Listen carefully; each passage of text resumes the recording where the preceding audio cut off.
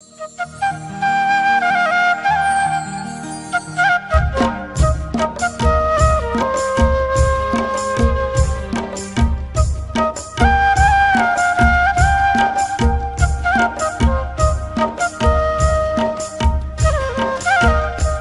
बंधुओं को सादर जय जिनेन्द्र। मध्याह्न काल की बेला में हम सब लोग प्रतिदिन भगवान की भक्ति आराधना में जुड़ते हैं। कल से पुनः आप सबके बीच में भक्ति आराधना का कार्यक्रम प्रारंभ होगा। आज हम सबके बीच में पूज्य माता जी का मंगल उद्बोधन आशीर्वचन हम सबको घर बैठे प्राप्त होगा। बंधुओं, अनेक प्रेरणाएं समाज को हम सबको प्राप्त होती रहती हैं। वर्तमान में अखिल भारतवर्षीय दिगंबर जैन युवा परिषद, इस संस्था को पूज्य माताजी की प्रेरणा प्राप्त हुई और इस संस्था ने एक आह्वान पूरी समाज को दिया। उस आह्वान का नाम हमने रखा, नमोकार महामंत्र लिखाएं, अपने घर के द्वार सजाएं। नमोकार महामंत्र लिखाएं, अपने घर के द्वार सजाएं। बंधुओं, पूज्य माता जी का ये कहना है कि हम लोग अपने अपने घर को बड़े साज सज्जा के साथ बहुत सारे रुपयों को खर्च करके सजाते संवारते हैं, बड़ा सुंदर सुंदर फर्नीचर बनाते हैं और बड़े महंगे महंगे बाथरूम आदि का भी उसमें निर्माण करते हैं। लेकिन पूज्य माता जी की दृष्टि आध्यात्मिक दृष्टि है। उनका जीवन साधनामय जीवन है, धर्ममय जीवन है।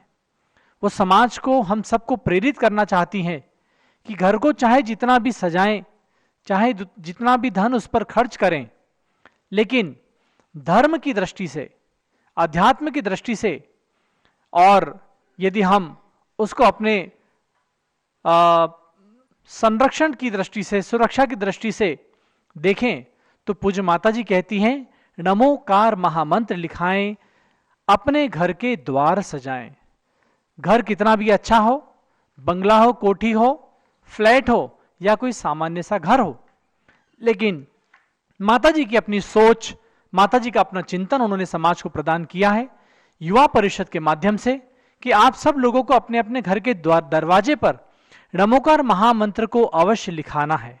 आपका घर तभी सजेगा जब आप अपने दरवाजे पर नमोकार महामंत्र को लिखवा करके रखते हैं, या फिर आप इस योजना के अंतर्गत युवा परिषद ने कदम उठाया, पहल उठाई कि हम जन जन तक, घर घर तक पहुंच करके हमारी युवा परिषद की टीम के द्वारा नमोकार महामंत्र की एक प्लेट लगवाएं। तो बंधु, ये एक बहुत सुंदर स्टेनलेस स्टील पर बनी हुई प्लेट है और इसमें इसको लगाने के लिए आपको स्क्रू भी स्टेनलेस स्टील के बनवाए गए हैं, केवल इसीलिए कि ये नमोकार महामंत्र की प्लेट आपके घर के दरवाजे पर जब लगे तो आपका घर पूरा रोशन हो जाए, अध्यात्म से रोशन हो जाए, ऊर्जा से रोशन हो जाए, आदि व्याधि आपके घर में न आने पाए। क्योंकि नमोकार महामंत्र को क्या बताया है, बहुत बड़ा अपराजेय मंत्र बताया है, जिस नमोकार महामंत्र के द्वारा कभी जीवन में हमको कोई अपराजय प्राप्त नहीं हो सकती और हमेशा विजय प्राप्त होती है। ऐसे नमोकार महामंत्र को आपको अपने घर के दरवाजे पर लिखवाना है और यदि आप चाहेंगे तो आप इस नमोकार महामंत्र की स्टेनलेस स्टील पर बनी बहुत सुंदर और अच्छे से आकार में इस प्लेट को भी बुलवा सकते हैं। इसमें लिखा है, सर्व सिद्धि कारक, मनोकामना पूर्ण, आदि व्याधि विघ्नहर्ता, अपराजय रक्षा मंत्र। ये पूज्य माता जी की चिंतन समाज को आज प्राप्त हुआ है। बंधु, ये प्लेट हमारे पास जम्मूदी फसनापुर में उपस्थित है, उपलब्ध है। आप इस प्लेट के लिए अपने मोहल्ले भर के लिए एक ऑर्डर दे सकते हैं। यदि कोई श्रेष्ठी है, वो चाहते हैं कि मैं अपने मोहल्ले के हर घर पे ये प्लेट लगवाना चाहता हूं, आप एक कदम उठा सकते हैं। युवा परिषद की टीम है, सक्रिय कार्यकर्ता हैं कोई, वो अपने पूरे शहर के, गांव के, मोहल्ले के घर घर में नमोकार महामंत्र की प्लेट लगवा सकते हैं। आप इसके लिए हमसे संपर्क कर सकते हैं और ये प्लेट आपको यहाँ से जम्बूती फसनापुर से डाक द्वारा भेजी जाएगी और आप उस प्लेट को अपने घर में लगाएं, अपने अड़ोस पड़ोस के घरों के लिए बांटें। आपके घर में किसी प्रकार का शुभ फंक्शन आ रहा है, शादी ब्याह आ रहे हैं, आप उसमें भी दे सकते हैं। किसी बच्चे के जन्मदिवस पर लोगों को बांट सकते हैं, या आप किसी धार्मिक कार्यक्रम में उपस्थित हो रहे हैं, कोई इंद्र बन रहे हैं पात्र बन रहे हैं, तो भी आप लोगों को भेंट करने के लिए इस प्लेट को मंगवा सकते हैं। आप 100 प्लेट मंगवाएं, 50 प्लेट मंगवाएं, 10 प्लेट मंगवाएं और मंगवा करके आप लोगों को बांटें और ये आप महान योगदान समाज के अंदर अर्पित करें कि पूज्य ज्ञानमती माता जी की जो भावना है उसमें मैं भी अपना छोटा सा अंशदान करूं और घर घर में जाकर के इस प्लेट को लगवा दूं। और ये नमोकार महामंत्र निश्चित रूप से हमारे जैन धर्मी बंधुओं की सुरक्षा के लिए और इस अनादि निधन जैन धर्म की पहचान के लिए बहुत बड़ा कारक होगा। बंधु, इसके साथ ही दूसरी अखिल भारतवर्षीय दिगंबर जैन युवा परिषद की ओर से एक योजना चल रही है और उसका नाम है मेरी स्मृतियां स्वाध्याय प्रतियोगिता। ये एक मेरी स्मृतियां स्वाध्याय का ग्रंथ है। ये एक ऐसा ग्रंथ है जो लगभग 600 पेज का है, 600 से उसको ज्यादा पेज हैं, लेकिन इसमें 7 खंड हैं, 7 पार्ट हैं और इस मेरी स्मृतियां ग्रंथ पर अखिल भारतवर्षीय दिगंबर जैन युवा परिषद ने एक प्रतियोगिता निकाली हुई है। हर माह में एक खंड की परीक्षा ले रहे हैं हम लोग। अभी पिछले फरवरी माह में एक परीक्षा हो चुकी है एक खंड की। अब ये मार्च माह आ रहा है, तो हर माह की आखिरी तारीख को शाम 7 बजे जूम चैनल के माध्यम से हम इस परीक्षा को लेते हैं। आपको केवल आधा पौन घंटे का समय देना होता है परीक्षा के लिए। आप ऑनलाइन जूम पर उपस्थित होंगे, एक लिंक मिलता है और उसका परीक्षा आप दे करके अच्छे नंबर प्राप्त करके और हमसे रिजल्ट भी प्राप्त करते हैं। बंधु, इस प्रतियोगिता को, इस मेरी स्मृतियां ग्रंथ को क्यों चयनित किया गया, आप सब इसको जान लें। ये मेरी स्मृतियां जो ग्रंथ है ये पूज्य गणिनी प्रमुख श्री ज्ञानमती माता जी की आत्मकथा है, यानी कि ऑटोबायोग्राफी है। यानी कि पूज्य माता जी ने स्वयं अपनी लेखनी से इसको लिखा है। उन्होंने अपने जीवन के बहुत सारे संस्मरणों को इस मेरी स्मृतियां ग्रंथ में लिखा है, उनके बचपन से लेकर के आज तक, यानी कि उनके जीवन में जो घटनाएं हुई हैं, जो उनके जीवन में कठिनाइयां आई हैं, जो उनके जीवन में उपलब्धियां हुई है, जिसके लिए उन्होंने मेहनत करके आज इतने ऊंचे पायदान को प्राप्त किया है, कठोर साधना, त्याग, संयम के बल पर और अपनी दृढ़ता के बल पर, समर्पण के बल पर, धर्म के प्रति श्रद्धान के बल पर जो उन्होंने अपने जीवन में प्राप्त किया है, वो हम सब के लिए कितना प्रेरणादायी बन सकता है। इसको आप वैसे ही सोच सकते हैं कि यदि ज्ञानमती माता जी जैसी इतनी सर्वोच्च साध्वी हमारी समाज में, पूरे देश में एक अपने शासन प्रशासन में अपने नाम को स्थापित कर चुकी है, जहां राष्ट्रपति जी उनको राष्ट्रपति भवन में आने के लिए निमंत्रण देते हैं, पूरे संघ के साथ उद्बोधन के लिए अपने पूरे स्टाफ को, परिवारजन को राष्ट्रपति जैसे महोदय जब पूज्य माता जी के उद्बोधन से अवगत कराना चाहते हैं और राष्ट्रपति भवन बुलाते हैं, तो आप समझ सकते हैं ज्ञानमती माता जी का हमारी जैन समाज में क्या योगदान है, क्या स्थान है। ऐसे माता जी के जीवन चरित्र को हम पढ़ें और उसको जानें, सीखें, समझें और उससे प्रेरणाएं प्राप्त करें कि हम भी अपने जीवन में कठिनाइयों के आगे किस प्रकार विजय प्राप्त कर सकते हैं, संघर्ष के आगे किस प्रकार अपने जीवन में अच्छा ऊंचा विजय का ध्वज फहरा सकते हैं। तो ऐसे पूज्य माता जी के जीवन के आधार पर यह आत्मकथा उनके द्वारा स्वतः लिखित है, किसी की द्वारा कपोल कल्पित नहीं है। ये माता जी ने स्वयं लिखा है कि बचपन से लेकर आज तक किस प्रकार से मैंने इस समाज में रह करके धर्म के साथ, साधना के साथ, चर्या के साथ जिया है और क्या मुझे समस्याएं आई हैं, क्या मुझे उपलब्धियां हुई है। तो बंधु, ऐसे पूज्य ज्ञानमती माता जी की इस आत्मकथा को आप अवश्य पढ़ें, कंपटीशन के माध्यम से पढ़ें या अन्य समय में पढ़ें, लेकिन इसका उपयोग करें। ये महान ग्रंथ हम सबको इस जम्मू हसनापुर से आपको प्राप्त हो सकता है और इसकी परीक्षा अब इस महीने मार्च की आखिरी तारीख को शाम 7 बजे आपको मिलने वाली है। तो बंधु, ये 2 बातें बताई, एक नमोकार महामंत्र की प्लेट आप घर घर में लगाएं और मेरी स्मृतियां ग्रंथ का स्वाध्याय करें। इन्हीं के साथ में अब हमारे बीच में प्रज्ञा श्रमणी आरिका श्री चंद्रामती माता जी विराजमान है। आप सबको पूज्य माता जी अपने उद्बोधन से लाभान्वित करेंगी और अयोध्या की नियमित हम चर्चा करते रहते हैं। आप लोग अयोध्या के साथ जुड़ें और अयोध्या में तीर्थ विकास में अपने योगदान का मन बना के रखें। आपके सामने विभिन्न योजनाएं आएंगी, आप जैसे ही मन बना के रखें, आप अपना बजट भी बना के रखें और उस अयोध्या तीर्थ के विकास में अपना योगदान अवश्य दें। ये पूज्य माता जी के जीवन का एक बहुत बड़ा शिखर शिरोमणि के समान कार्य होने वाला है, जब उन्होंने पूरी समाज को इस शाश्वत तीर्थ अयोध्या के विकास की प्रेरणा प्रदान की है। तो बंधुओं, इन सब बातों के साथ अब हम सबके बीच में प्रज्ञा श्रमणी आरिका श्री चंद्रामती माता जी का आशीर्वचन।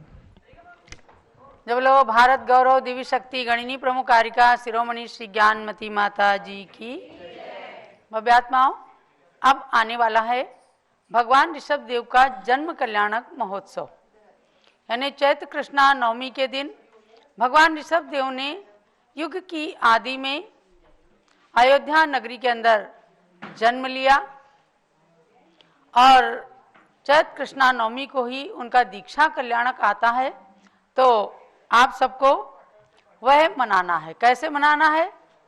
एक बात और ध्यान रखना है कि जिनके नाम पर इस देश का नाम भारत है, ऐसे सम्राट चक्रवर्ती भरत का भी चैत्र कृष्णा नवमी के दिन ही जन्मदिन आता है। अर्थात 3 चीजें हो गई, भगवान ऋषभ देव का जन्म कल्याणक, भगवान ऋषभ देव का तप कल्याणक और सम्राट चक्रवर्ती भरत का जन्मदिन। जो लोग अयोध्या में जाकर के भगवान के जन्म कल्याणक को मनाएं तो उनका तो पुण्य अतिशय सातिशय पुण्य का उदय होगा। लेकिन उसके साथ आपको छोटी सी सूचना देना है कि 26 तारीख को, अभी 26 मार्च को भगवान का जन्म कल्याणक आ रहा है। पूज्य माता जी ने हमें आदि पुराण के आधार से, महापुराण के आधार से बताया कि सूर्योदय की मंगल बेला में ऋषभ देव भगवान का जन्म हुआ था, तृतीय काल के अंत में। सूर्योदय की मंगल बेला जो 26 तारीख को 6:21 पर सूर्य उदय होने वाला है। कितने बजे? 6:21 पर सूर्य उदय होने वाला है। आप सबको ध्यान देना है कि उस दिन आप 6:21 पर सब लोग अपने अपने घर में घंटा बजाएंगे, घंटी बजाएंगे, और कुछ भी नहीं है तो थाली बजाएंगे, थाली को चम्मच से बजाएंगे। जिसके घर में जितने इंस्ट्रूमेंट हो सके सब बजाइए। अभी से व्यवस्था कीजिए, घंटी लाइए, घंटी बजाइए, घंटा बजाइए।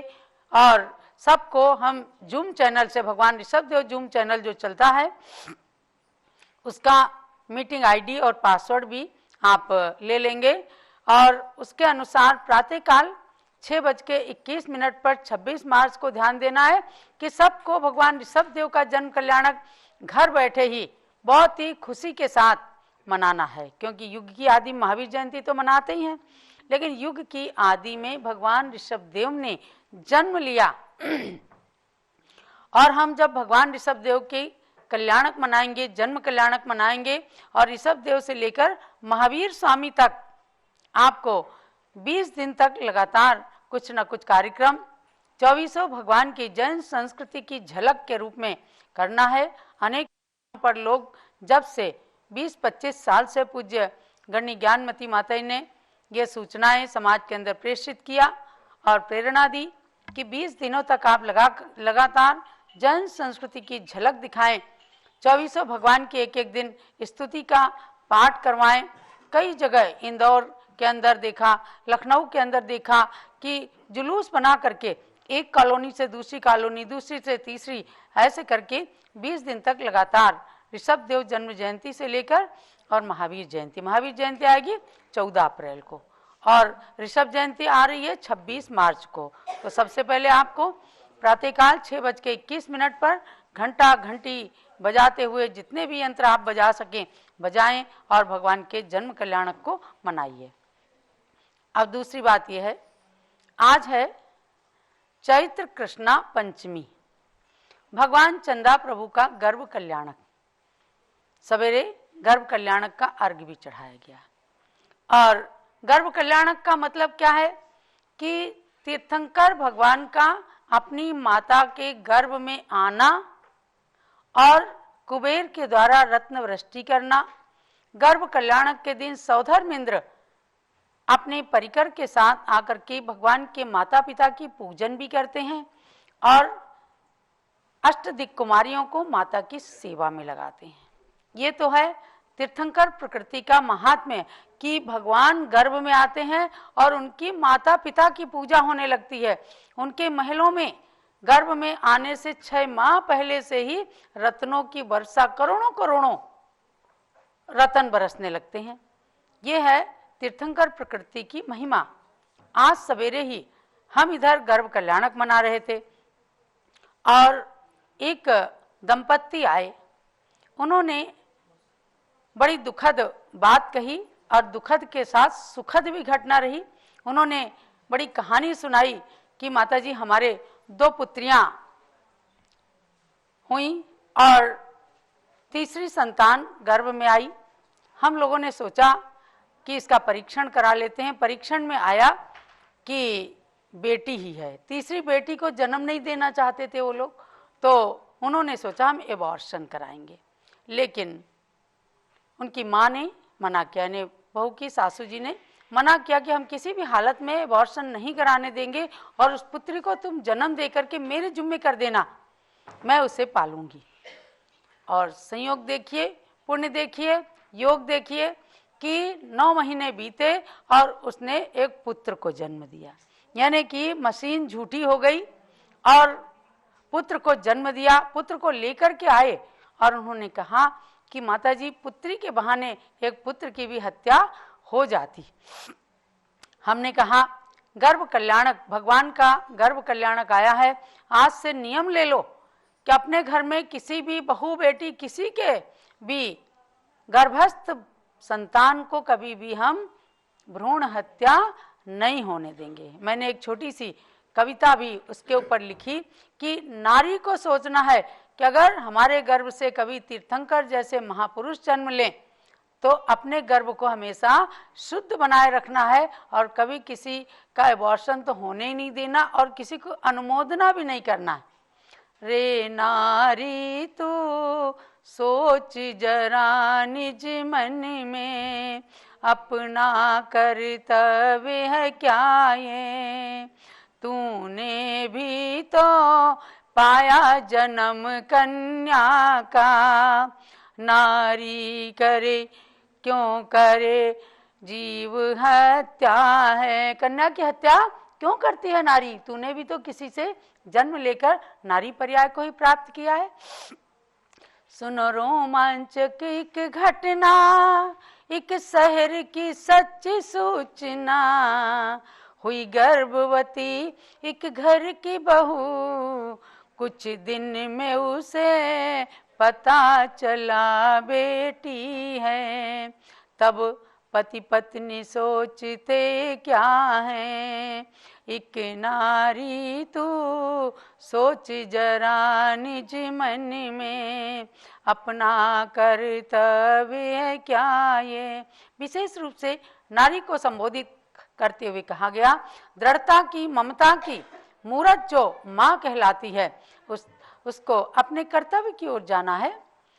कहे नहीं चाहिए बेटी, पति पत्नी क्या सोचते हैं, कहे नहीं चाहिए बेटी करवाना एबॉर्शन जल्दी, पर सास ने रोका उसको, वह बोली मैं पालूंगी कन्या को, नहीं करना भ्रूण हत्याएं।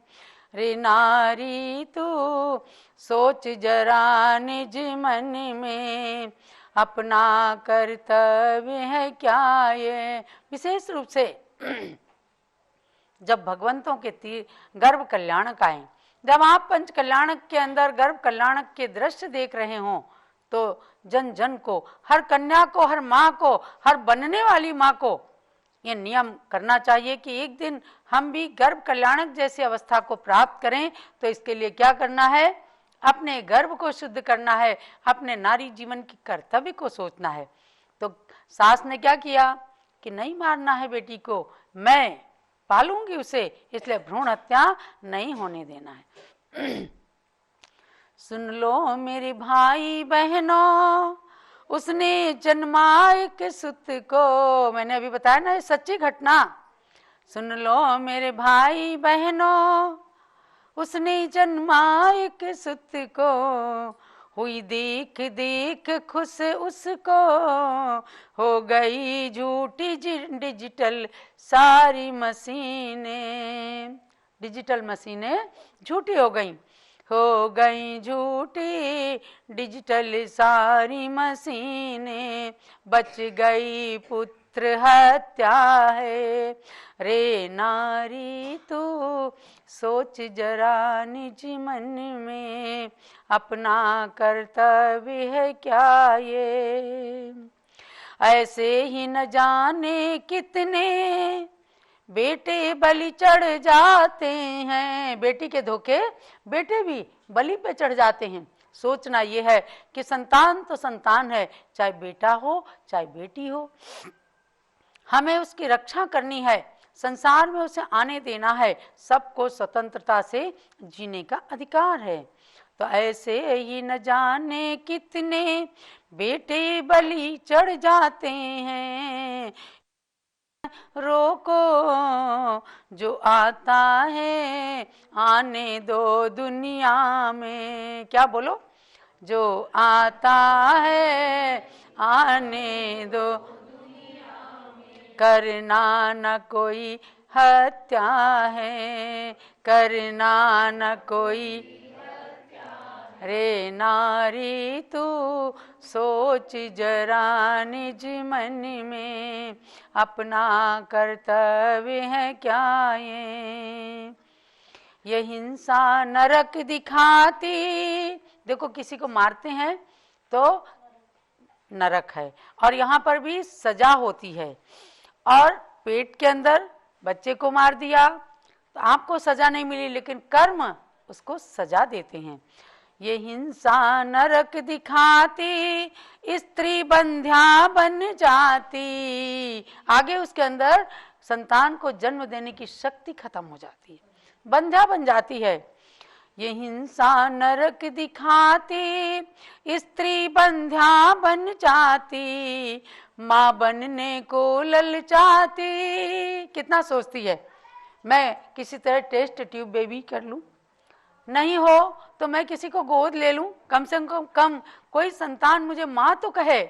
माँ बनने को ललचाती, चंदनामती कहती प्यारी बहनों। सब बहनों को संबोधन है। रानी लक्ष्मणा ने चंद्रपुरी नगरी के अंदर चंदा प्रभु जैसे भगवान को अपने गर्भ में धारण किया, 16 सपने देखे। अगर आपको भी अच्छे अच्छे सपने देखकर अच्छे संतान को जन्म देना है तो क्या करना है? चंदनामती कहती प्यारी बहनों, करो अपनी गर्भ रक्षाएं। रे नारी तू सोच जरा निज मन में, अपना कर्तव्य है क्या ये। तूने भी तो पाया जन्म कन्या का, क्यों करे कन्या की हत्या है। विशेष रूप से नारी को अपने अंदर ममता जागृत करनी है, प्रत्येक प्राणी के प्रति वात्सल्य भाव रखना है। नारी का मतलब ही है, उसकी डेफिनेशन समझिए, जिसका कोई अरी ना होता वह नारी कहलाती है। कोई दुश्मन नहीं है। आप देखो कभी पुरुष लोग कुछ किसी के प्रति कषाय की भावना रखते हैं तो कई घरों में हमने सुना महिला समझाती है, अरे क्या रखा है इसमें, छोड़ो बैर। तो नारी ममता की मूर्ति कहलाती है। जिसका कोई अरी ना होता वह नारी कहलाती है। यहाँ तो सीता जैसी सतियों ने जन्म लिया, जिसको राम ने किस प्रकार से कष्ट भी दिया, उसको बिना कहे जंगल में छुड़वा दिया, लेकिन उसने राम को दोष नहीं दिया। उसने अपने सेनापति से क्या कहलाया? राम से कहना कि जैसे लोकापवाद में पढ़कर उन्होंने अपनी सीता को छोड़ दिया, ऐसे लोकापवाद से कभी धर्म को छोड़ ना दें। ऐसे संबोधन देने वाली नारी हैं। तो ऐसी नारी के लिए जब आज मैंने सच्ची घटना सुनी तो कई बार है ऐसे कि मशीन ने बता दिया पुत्री है, या पुत्र बता दिया हो जाती पुत्री, और मशीन ने बता दिया कि पुत्री है और जन्म दे देती है वह नारी पुत्र को। तो ऐसे इन बहानों से न जाने कितनी हत्याएं देश के अंदर हो जाती हैं।